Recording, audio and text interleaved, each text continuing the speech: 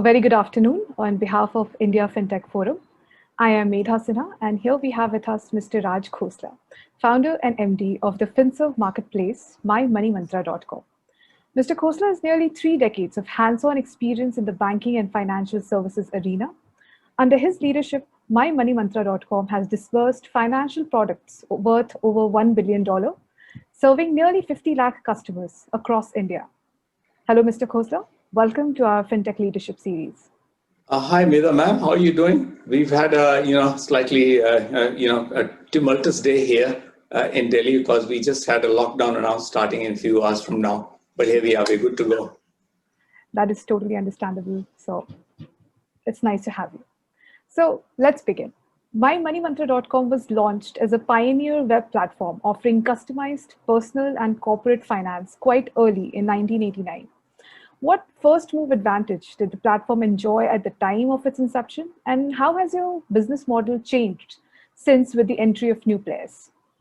Well, actually, you see, early advantage in the classical sense of grabbing market share and so on, I can't really say how much of that was in play. Because it was a different time, different age. It was, if I can use the word, a gentler period.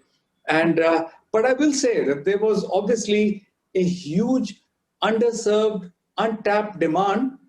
And there was, however, a sterling opportunity to learn personal finance in terms of home loans, credit cards, etc. From at that point in time, there was only Citibank, or rather largely Citibank, who had introduced personal finance, to the Indian marketplace. So it was a great opportunity to learn from them and to learn most importantly, the learning was not what works, because they were also experimenting in the personal finance space. It was equally important to learn, what doesn't work, because out of 10 things that were tried, 9 would fail. So yes, in terms of first mover advantage in a market sense, probably not, but in a learning sense, yes, it was a big advantage to be there and to have an in-depth, to develop an in-depth sense of what I might say, what the market would take. I would go as far as to say probably develop a sense of intuition, about what works in this marketplace and what doesn't. But new players, as in when you say new players, let's first take the banks. New players for personal finance, offering offerings for the individual consumer, began entering the fray in the early 90s and by the late 90s and the early 2000s. Mm-hmm. That was one clearly exciting period, in as much as, awareness grew and the customer's mindset with respect to taking loans also changed dramatically.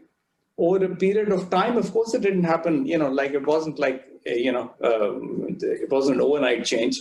What I really mean is, the earlier generation, Medha, had a few doubts about spend now and pay later. It was a mindset issue. Right.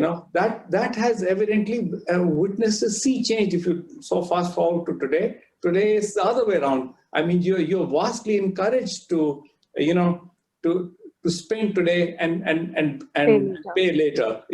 This was a big change. So our model also changed. And how did we change? Our model also changed in terms of cross-selling, upselling, data mining, and all of that.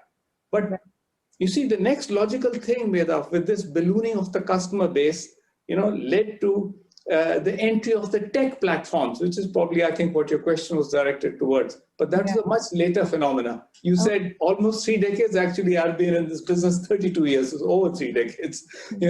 But with the tech platforms, again, there was the learning about, if you watched these platforms, because tech was not, endemic to our psyche. We were an old style heritage company, but you keep learning about how much tech could be deployed in the Indian landscape and how to tech enable an existing organization such as ours. That is really, what I would say, the platforms, the new entrants, like you say, did for us. It actually, helped us morph ourselves and to further develop ourselves, basically making ourselves, a forward-looking, a ready organization for the decades to come. Right. The learning curve has clearly been excellent. So, how has the company achieved the unique feat of remaining profitable since its inception while reporting a compounded annual growth rate of over 25% throughout this period? See, back in the day, old style folks, would scale only if the unit accounting made sense. Right. You know, there was no point of scale. I mean, if you made losses, there was no point in scaling because you would make more losses. I mean, there was hardly any technology going around, so there was never going to be a promise of that I'll scale exponentially and then eventually I'll make profits. That fund had not yet come. So we have sort of developed our psyche, our business psyche along those lines. So obviously, that's a good formula to persist with in terms of if you have good unit accounting, only then, try to scale. But I hasten to add, in recent years, we've taken to spending money ahead of the curve, because now we are certain about the scalability of our phygital model, how to leverage technology, how to reach the customer, how to satisfy customer demand, and how to do that profitably. So we've now actually taken to spending ahead of the curve because we are not experimenting anymore, and nor are we trying to create a dream. And it's not about expanding, expanding to create, let's say, future earnings which may or may not be there. Right. Now we are expanding exponentially to create earnings which we know are there. So that's a different thing from say, okay, scale will kill everything. Now we know, yes, our scale will surely kill everything in terms of profitability. We are not taking chances though.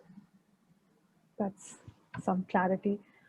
Please shed more light on the company's recent data lake initiative and how it has helped in coping with the fallout of COVID-19 in particular. Well, like we were saying earlier, 32 years. 32 years of operations, one does collect so much market information. It is stored in so many different ways and in so many different places. I mean, different ways meaning my full name would be Rajnath Khosla. Someone would have written it down as RN Khosla. Someone as just pure Raj Khosla. It would be in different places, in people's drawers and the registers, maybe sometimes even in their pockets, So it did take us an awful long time to standardize the information, right. Painstaking stuff. And then, to put it all together. And it was even more difficult because this whole exercise, was new to our organization. In fact, we are constantly explaining to our people the importance of data, why we need to collect it, why we need to store it, and so on. So that makes it all the more difficult to do it. Anything new is so difficult to take to its logical conclusion. But you said the data lake is now, on AWS cloud. Yes. And fortunately for us, and I'd love to say I planned this, but obviously it didn't. Fortunately for us, it became operational in February 2020. That is 1 month before the COVID-19. Yeah, before the lockdown. And we were therefore equipped with most recent tools in terms of the usage of our data lake. It's a recent creation. It had the best possible tools. It wasn't an old data lake, right? So and most importantly, and this I say with a great amount of seriousness, is that we actually had the human capital, the intellectual skill set to put all of this data analytics to some very good use. There's no point in having a beautiful Rolls Royce if you didn't have a road. Where would you drive it? You can look at it, so no use to anybody. So as far as COVID-19 is concerned, since we had built our in-house CRM, our staff had the data on their LMS, in front of them at their homes, and they could do a work from home at almost normal efficiency. So in lockdown times, it is most important to maintain morale, and this sometimes gets overlooked, and if the team can carry on working almost normally, it's a big win for team continuity. You can't let people feel that I'm sitting at home, how useful am I? I'm so not connected with the rest of my group. All of that, was taken care of as a result of the data lake. And like I said, we were so fortunate. That's excellent, sir. The company has acquired two financial marketplaces, one Bengaluru-based Ascon and the Hyderabad-based Shasta. What are your future expansion plans and how central are these external acquisitions to these plans? Yes, these two were really great acquisitions, and I'm the first to admit that. And again, I think we were blessed that we found these or we completed these transactions. But we also had a third, Mathon, which was concentrated in Gujarat and Maharashtra. So we now enjoy an evenly balanced national footprint. It's not lumpy or lopsided in any way. So we will continue with our M&A, seeing that we have successfully, I use the word co-opted, but some people also use the word digested. That's not a very happy word to use, but successfully co-opted the three companies. It's the acquisition, the act of acquisition, Veda, is always, I won't say easy. It is difficult, but even more difficult is to get three different types of organizations and get them to operate in the manner that you would like them to and get them to actually, gel with your existing operations. So quite naturally, I think if you talked about what's going to happen next, a tech side, technology-based M&A is very much on our cards, But like I said, it's always fashionable. This is the most important item. It's always fashionable to discuss M&A. Digesting successfully is quite another story. Frequently, you see people announcing M&As with great amount of fanfare, actually spending a huge amount of money, and then the story peters out. It goes nowhere. But then we were lucky, like I said. I don't think we were that smart, but we were lucky. We made these three things work. And we will go ahead, looking forward, we will actually put through some good tech-based M&A. That's very interesting to know, sir. So what initiatives are being undertaken to foster innovation right now at MyMoneyMantra, keeping in mind the dynamism of the phygital landscape in which you are operating? Well, I would like to think that I was an early convert to phygital. Right. So our key initiative to foster innovation is to maintain the malleability of our tech stack. And I say tech stack loosely, not in the traditional sense about what kind of technology you're using. I say, it's a bit, loosey-goosey in terms of, what I mean when I say tech stack. And let me explain. Mm-hmm. Banks are at different points in their respective tech journeys, and they leverage tech differently. There's no standardization that you press a button on one side and something comes out the other side, and all banks operate in this fashion. No, they don't. You see, they have their own, their own management styles, their own preferences, their own limitations, and so on, and their own, what shall I say? Everyone has their own logic on how to assess credit, how much of credit assessment they will do, what they will not do. Essentially, they're all at different points in their technology journeys and how they leverage all of that. And the same I dare to say, is true for consumers. They too are obviously at different points in their tech understanding. MMM has to engage with financial institutions in the manner that they wish to engage. I can't go and tell a giant bank, this technology is good for you. He says how he's leveraging technology, and we are to engage with that institution in the manner that they wish to be engaged with. Similarly, we have to service customers in the manner they wish to be serviced. We cannot be prescriptive. The technology is is really super. Everyone else must use it. He needs fulfillment. He needs a service, and he needs to be serviced in the way that he wants to be serviced. So essentially, we have to remain agile and stay a mere half a step ahead of the marketplace in terms of all of the initiatives that we are planning and how we are looking ahead in the towards building a dominant company. That's a very interesting take, sir, to technology. So you see, because technology on its own, I've always maintained technology is not an end in itself. Indeed, technology is a means to an end, and every landscape, what works in the United States in terms of how technology will be used and digested is very different from what will happen in India. The consumers are different,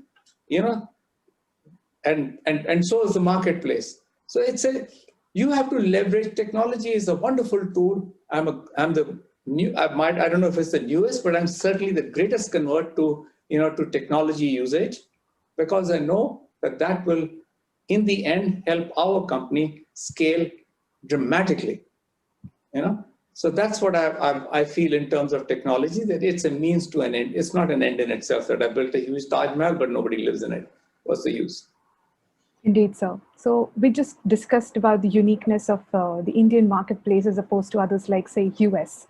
So India has recently witnessed a rapid multiplication of FinServe marketplaces such as Paisa Bazaar and Bank Bazaar. So how are you adapting to this diversity of platforms? Well, we did touch upon it earlier, but here we go. So, platforms such as Paisa Bazaar and Bank Bazaar and many others such as those, we've learned so much from them. They are such bright people, and watching them from a distance quietly, I might add, there is so much to learn. There's so much technology, what it is, how to use it, how to leverage it, data, what it means, the skill sets that are around, the staffing that is required. So I would say we have leveraged the diversity of all of these platforms that you mentioned and developed our own phygital model. Like I was saying earlier, it's no use, saying I have the best technology in the world if it's not satisfying consumer demand, if it's not making money. Right. So I watched this space. Will you say, how did we adapt to this diversity? I would say that we watched this space, and learned from it, and then experimented with it, and then developed our own phygital model, which is essentially end-to-end fulfillment. In fact, we stay in touch with the customer even after the sale. Of course. That's a wonderful way to approach market competition, sir.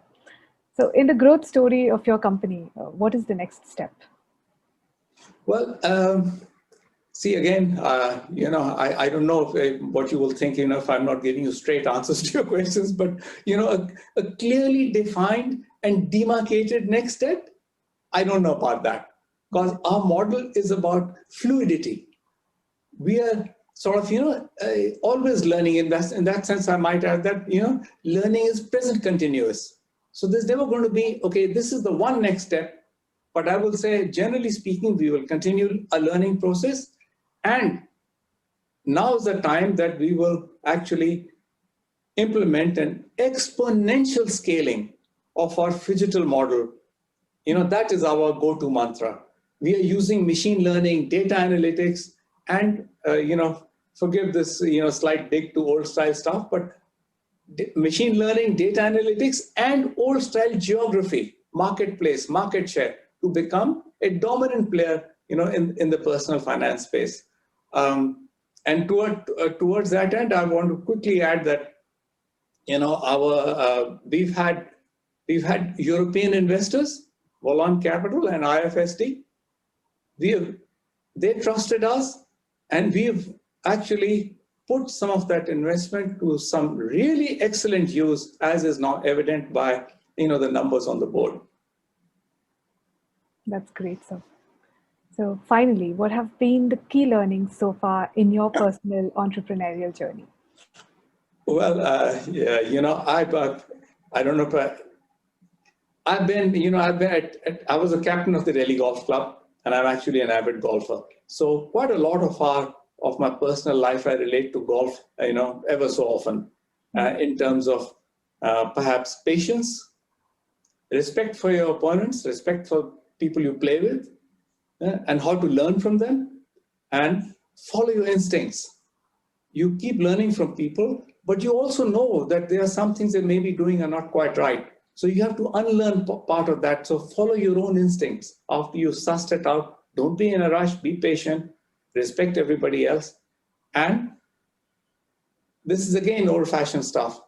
People are most important. People make things happen. Technology is important, no doubt. We are going to leverage, and we are leveraging technology in terms of the lake and our tech platform and so on. And we will, and on the back of all of that is what we will scale and become a much bigger player than we already are. But without people, none of this is happening. So when people, some of my colleagues and friends say, people don't matter, I always look at them in such a weird manner and say, oh, what are you saying? People are the ones that make things happen. People matter. That's the one thing I would say about my journey. Wonderful, sir. That's all for today. Thank you so much for joining us. Have a great week, Mr. Khosla. Thank you. Thank you, Medha.